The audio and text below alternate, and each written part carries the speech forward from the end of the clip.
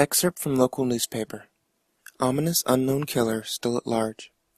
After weeks of killings, the ominous unknown killer is still on the rise. After little evidence has been found, a young boy states that he survived one of the killer's attacks and bravely tells his story. "I had a bad dream and woke up in the middle of the night," says the boy. "I saw that for some reason the window was open, even though I remember it being closed before I went to bed. I got up and shut it once more. Afterwards, I simply crawled under my covers and tried to go back to sleep. That's when I had a strange feeling, like someone was watching me. I looked up and nearly jumped out of my bed. There, in the little ray of light illuminating from my curtains, were a pair of two eyes. These weren't regular eyes, they were dark, ominous eyes. They were bordered in black, and just plain out terrified me. That's when I saw his mouth, a long, horrendous smile that made every hair on my body stand up. The figure stood there, watching me. Finally, after what seemed like forever, he said it. A simple phrase, but said it in a way only a madman could speak. "Go to sleep!" I let out a scream. That's what sent him at me. He pulled out a knife, aimed at my heart, jumped on my bed. I fought him back. I kicked, I punched, I rolled around, trying to knock him off me. That's when my dad burst in with his 12-gauge shotgun. He aimed it at the man. He almost got him. But before he could pull the trigger, the man leapt out to the side. The man threw the knife, in a Bowie knife style, into my dad's shoulder. He let go of the gun. The man probably would have finished him off if one of the neighbors hadn't alerted the police. They drove into the parking lot and ran towards the door. The man turned and ran down the hallway. I heard a smash, like glass breaking. As I came out of my room, I saw the window that was pointing towards the back of my house was broken. I looked out to see him vanish into the distance. I can tell you one thing. I'll never forget that face. Those cold, evil eyes. That psychotic smile. They'll never leave my head. Police still are on the lookout for this man. If you see anyone that fits the description in the story, please contact your local police department.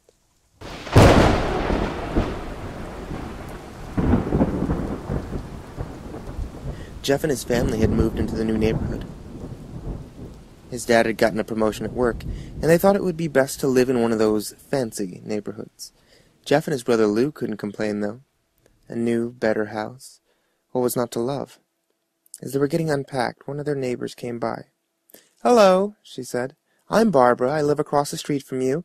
Well, I just wanted to introduce myself and to introduce my son." She turned around and called her son over. "Billy, these are our new neighbors." Billy said hi and ran back to play in his yard. "Well," said Jeff's mom, "I'm Margaret, this is my husband Peter, and our two sons Jeff and Lou." They each introduced themselves, and Barbara invited them to her son's birthday. Jeff and his brother were about to object when their mother said that they would love to. Jeff went up to his mom. "Mom, why did you invite us to some kid's party? If they haven't noticed, I'm not some dumb kid." "Jeff," says his mom, "we just moved here. We should show that we want to spend time with our neighbors. Now we're going to that party, and that's final." Jeff started to talk, but stopped himself, knowing that he can't do anything. Whenever his mom says something, it's final. He walks up to his room and plops down on his bed. He sits there looking at the ceiling when suddenly he gets a weird feeling. Not so much a pain, but a weird feeling. He dismisses it as if some random feeling. He hears his mom calling him down to get his stuff, and he walks down to get it. The next day, Jeff walked down the stairs to get breakfast and get ready for school. As he sat there, eating his breakfast, he once again got that feeling. This time it was stronger. It gave him a slight tugging pain, but he once again dismissed it. As he and Lou finished breakfast, they walked down to the bus stop. They sat there waiting for the bus, and then, all of a sudden, some kid on a skateboard jumps over them, only inches above their laps. They both jump back in surprise. "Hey, what the hell, kid?" The kid landed and turned back to them. He kicked his skateboard up and caught it with his hand. He wears an Aeropostale shirt and ripped blue jeans. "Well, well, well, looks like we got some new meat." Suddenly 2 other kids appeared. One is super skinny and the other is huge. "Well, since you're new here, I'd like to introduce ourselves. Over there's Keith." Jeff and Lou look at the skinny kid.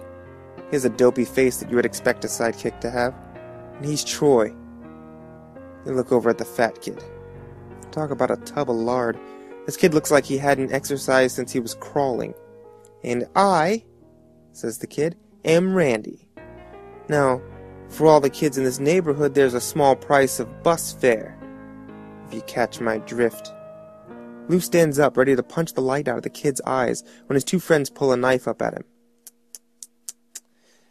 "I had hoped you'd be more cooperative, but it seems we must do things the hard way." The kid walks up to Lou and takes his wallet out of his pocket. Jeff gets that feeling again. Now it's truly strong, a burning sensation. He stands up, but Lou gestures him to sit down. Jeff ignores it and walks up to the kid. "Listen here, you little punk. Give back my bro's wallet or else." Randy puts the wallet in his pocket and pulls a knife. "Oh? And what you gonna do?" Just as he finishes his sentence, Jeff pops the kid in the nose. Kid reaches for his face. Jeff grabs the kid's wrist and breaks it. Randy screams and Jeff grabs the knife from his hand. Troy and Keith rush him, but Jeff's too quick. He throws Randy to the ground. Keith lashes out at him, but Jeff ducks and stabs him in the arm. Keith drops his knife and falls to the ground screaming. Troy rushes him too, but Jeff doesn't even need the knife. He punches Troy straight in the stomach. He goes down. As he falls, he pukes all over the place. Lou can do nothing but look in amazement at Jeff. "Jeff, how did you—" That's all he says. They see the bus coming, and know they'd be blamed for the whole thing, so they start running as fast as they can. As they run, they look back and see the bus driver rushing over to Randy and them. As Jeff and Lou make it to school, they don't dare tell what happens. All they do is sit and listen. Lou just thought of that as his brother beating up a few kids, but Jeff knew it was more. It was something scary. As he got that feeling, he felt how powerful it was, the urge to just hurt someone. He didn't like how it sounded, but he couldn't help but feel happy. He felt that strange feeling go away and stay away for the entire day of school, even as he walked home due to the whole thing near the bus stop. And how now he probably wouldn't be taking the bus anymore. He felt happy. When he got home, his parents asked him how his day was. He says, in a somewhat ominous voice, "It was a wonderful day." Next morning, he heard a knock at the front door. He walks down to find 2 police officers at the door, his mother looking back at him with an angry look. "Jeff, these officers tell me that you attacked 3 kids, that it wasn't a regular fight, and that they were stabbed? Stabbed, son."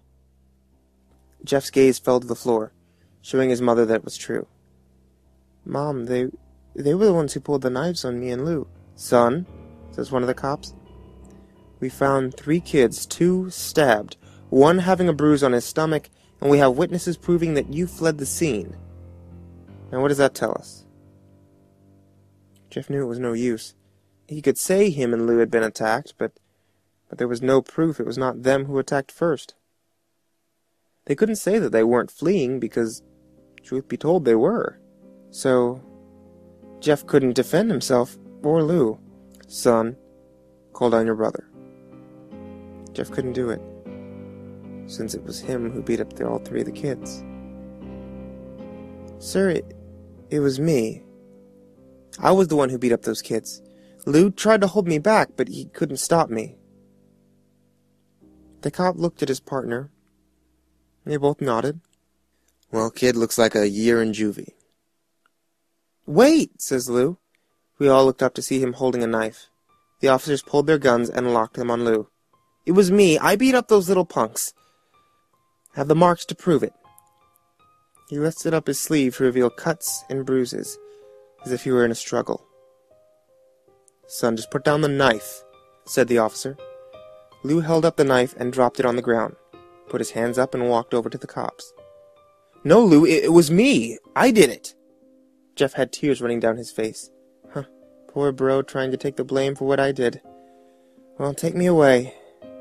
The police led Lou out to the patrol car. Lou, tell them it was me! Tell them I was the one who beat up those kids! Lou's mother put her hand on Jeff's shoulder. Jeff, please, you don't have to lie. We know it's Lou. You can stop. Jeff watched helplessly as the cop's car sped off with Lou inside. A few minutes later, Jeff's dad pulls into the driveway, seeing Jeff's face and knowing something's wrong. Son, what is it? Jeff can't answer. His vocal cords are strained from crying. Instead, Jeff's mother walks his father inside to break the bad news to him. As Jeff weeps in the driveway, after an hour or so, Jeff walks back into the house, seeing his parents were both shocked, sad, and disappointed. He can't look at them. He can't see how they think of Lou when it was his fault. He just goes to sleep, trying to get the whole thing off his mind. 2 days go by, with no word from Lou at JDC. No friends to hang out with. Nothing but sadness and guilt. That is until Saturday, when Jeff is woke up by his mother, with a happy, sunny face. Jeff, it's the day, she says as she opens the curtains and lets light flood into Jeff's room. What's today? Says Jeff as he stirs awake. Why, it's Billy's party. Jeff is now fully awake. Mom, you're joking, right? You don't expect me to go to some kid's party after... There was a long pause. Jeff, we both know what happened. I think this party could be the thing that brightens up the past few days. Now, get dressed. Jeff's mother walks out of the room and down to get herself ready. Jeff fights himself to get up. He picks up a random shirt, pair of jeans, walks down the stairs. He sees his mother and father all dressed up. His mother in a dress, his father in a suit. He thinks why they would ever wear such fancy clothes to go to a kid's party. Son, is that all you're going to wear? Says Jeff's mother. Better than wearing too much, he says. His mother pushes down the feelings to yell at him and hides it with a smile.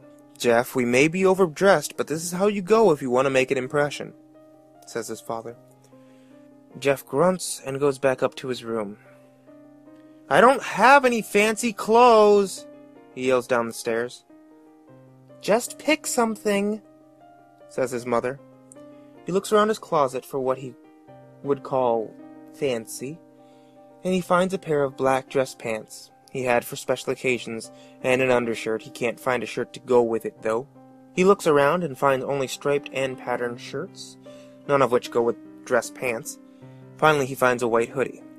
It's lying on a chair, and puts it on. He walks downstairs to find his parents are all ready. You're wearing that? They both say. His mother looks at her watch. Oh, no time to change. Let's just go, she says as she herds Jeff and his father out the door. They cross the street over to Barbara and Billy's house. They knock on the door, and it appears Barbara, just like my parents, way overdressed. As they walk inside, all we see is adults. No kids. The kids are out in the yard. Jeff, how about you go out and meet some of the kids, says Barbara. Jeff walks outside to the yard full of kids, and they're running around in weird cowboy costumes and shooting each other with plastic guns. He might as well be standing in a Toys R Us. Suddenly, a kid comes up to him and hands him a toy gun and a hat. Hey, mister, you want to play? He says. No, kid. I'm way too old for this stuff. The kid looks at him with that weird puppy dog face. Please? Says the kid. Fine, says Jeff. He puts on the hat and starts to pretend shoot at the kids. At first he thinks it's totally ridiculous. And then he starts to actually have fun. But it's the first time he's done something that takes his mind off of Lou, so he plays with the kids for a while, until he hears a noise. It's a weird, rolling noise. Then it hits him. Just as it does, Randy, Troy, and Keith all jump over the fence on their skateboards. Jeff drops the fake gun and rips off the hat. Randy looks at Jeff with burning hatred. "Hello.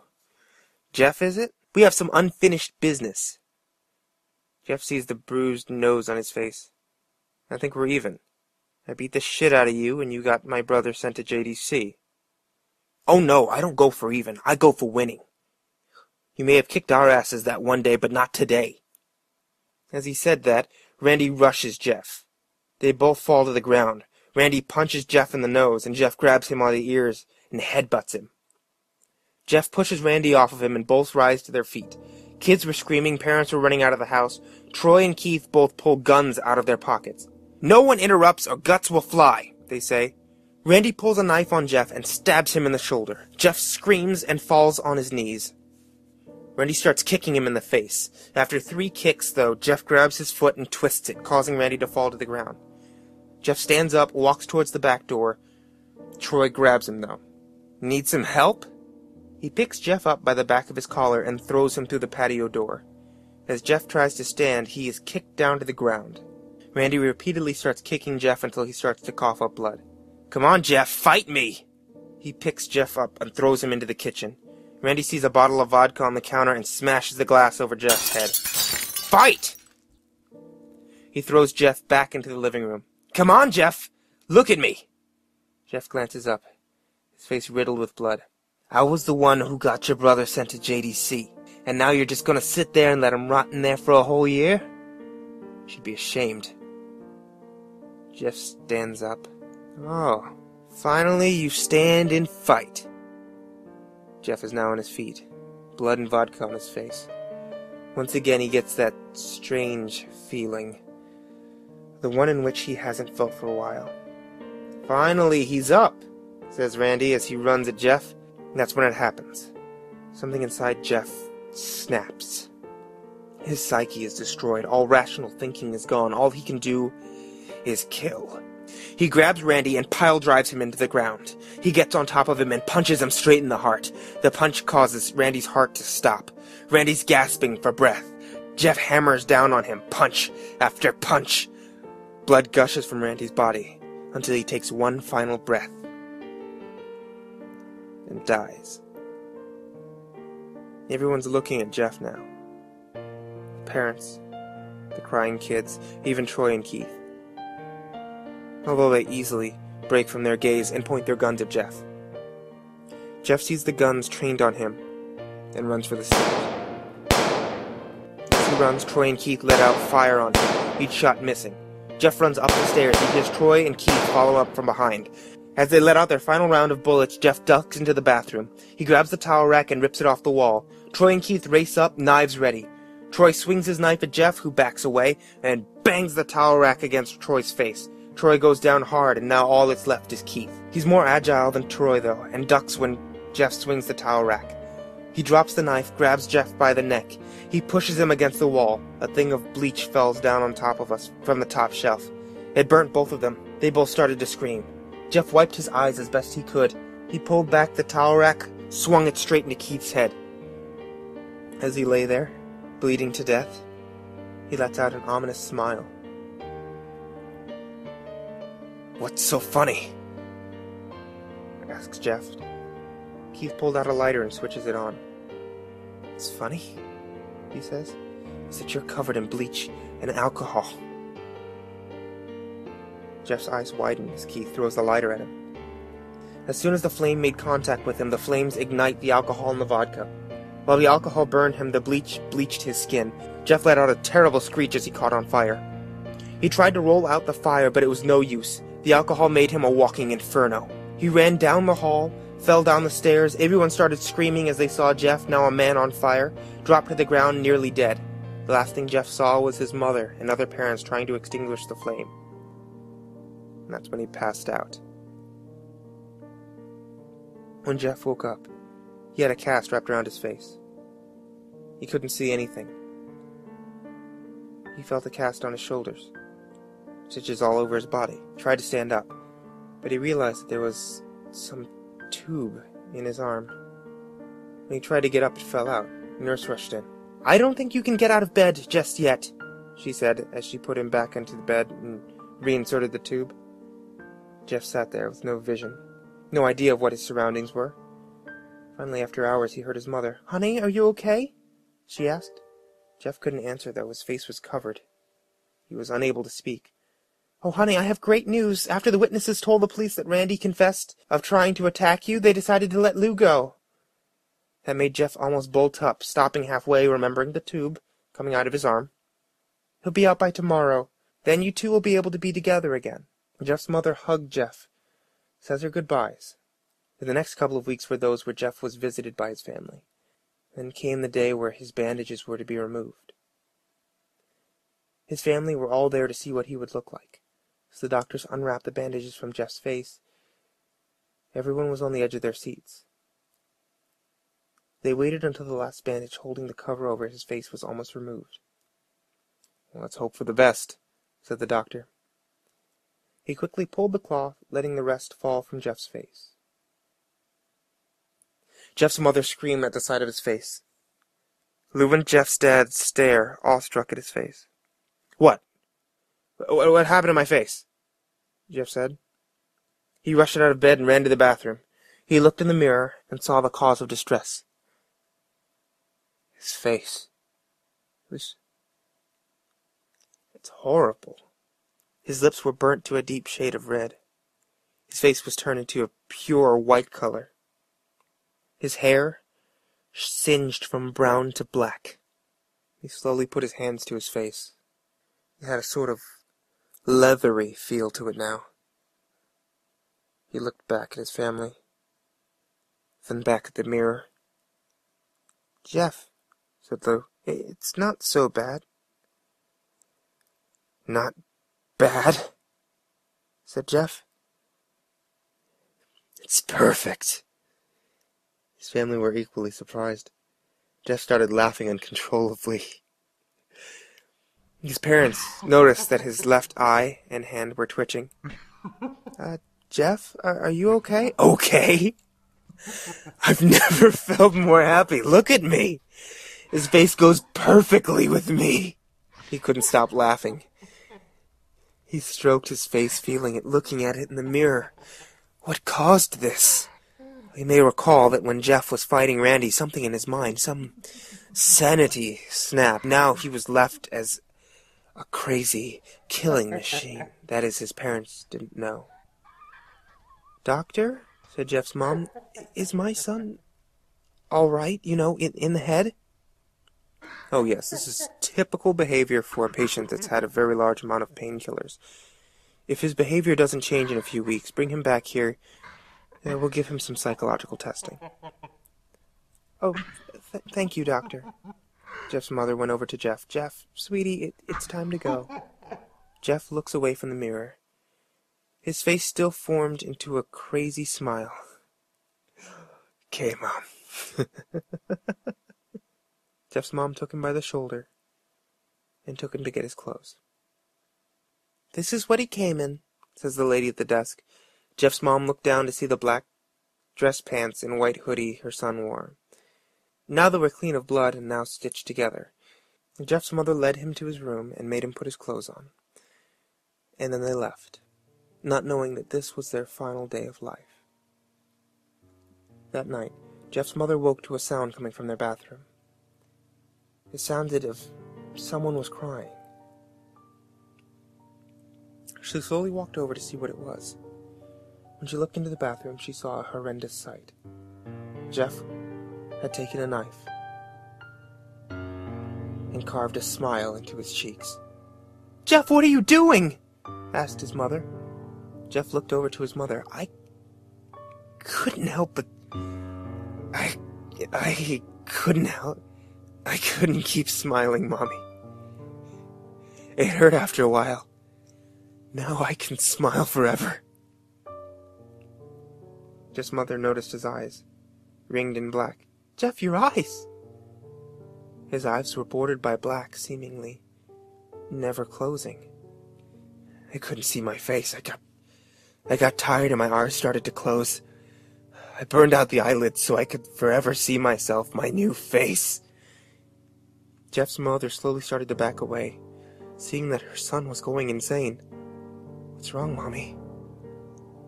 Aren't I beautiful?